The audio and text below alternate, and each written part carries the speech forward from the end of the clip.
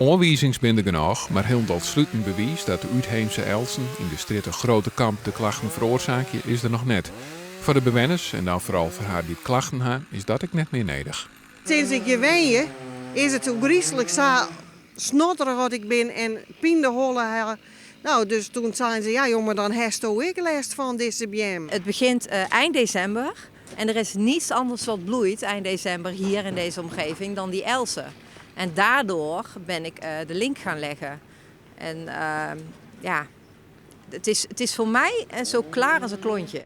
De klachten begonnen in 2008 en 2 jaar waard contact met de gemeente opname. Die wil wel meid in de kosten, maar wissigheid door het volslaande bedrag is er nog net. De bewoners wachten ze dat net al. De buurt betaalt het. Ja? En dan moet je niet denken dat het dadelijk in dikke papieren gaat lopen, want zo is het natuurlijk niet. Want we gaan geen geld even op het kleed neerleggen om het probleem van de gemeente op te lossen. Ja? Wij doen dit voor onze gezondheid. Ja? En dat daar misschien her en der een tientje bij moet, is het daartoe. Maar we proberen het kostenneutraal rond te krijgen. Voor het toekomstige onzicht van de stritten is financiële stiepen van de gemeente wel van belang.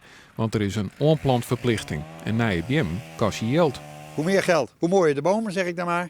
Ja, maar eerst gaan we dit oplossen en dan zien we daarna gaan we wel in het conclaaf en gaan we wel kijken of we met de gemeente uit kunnen komen. Of ze wat geld beschikbaar willen stellen voor een paar mooie bomen, zodat we toch weer in de groene gemeente West-Stellingwerf een mooi plaatje kunnen maken.